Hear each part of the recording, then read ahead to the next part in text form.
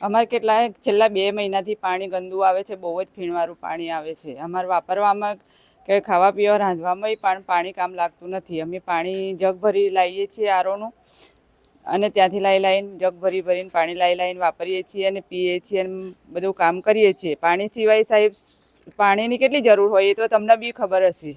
તો પાણી વગર અમે શું કરીએ? આટલી ગરમી આવી, હવે ઉનાળાનો સમય આવ્યો, ઉનાળાના સમયમાં પાણી વગર શું કરવાનું? અમારે પાણી બહુ ફીણવાળું આવે અને બહુ ગંદુ પાણી આવે છે. એટલી વાસ મારે છે, રોડ પર કોઈ નીકળે ને એમને બી ખબર પડે કે આ પાણી આ શું ગંધાય છે એવું એમ.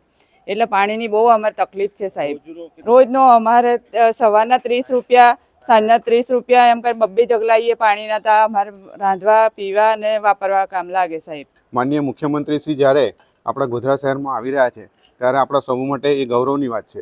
પણ જ્યારે આપણી આ સરકાર મૃદુ અને મુક્તમ એવા મુખ્યમંત્રી શ્રી જ્યારે નાનામાં નાના માણસોની સમસ્યાને પોતે ધ્યાનથી સાંભળે છે ત્યારે આવનાર મુખ્યમંત્રી સાહેબને પણ અમારી નમ્ર વિનંતી છે કે અમારી આ નાનકડી સમસ્યાને ધ્યાને લઈ અને જલ્દી સત્વરે એનો ઉકેલ આવે એવી સોસાયટી વતી સૌની અમારી માંગ છે. પાણી એટલું ગંદુ આવે છે, એટલું ફીણવાળું આવે છે કે જે ડિટર્જન્ટ નાખીએ અને ફીણ વળે એવું પીવાનું પાણી છે. પાણી પી શકાય એમ નથી, વાસણ સાફ કરવામાં પણ વપરાય એવું નથી.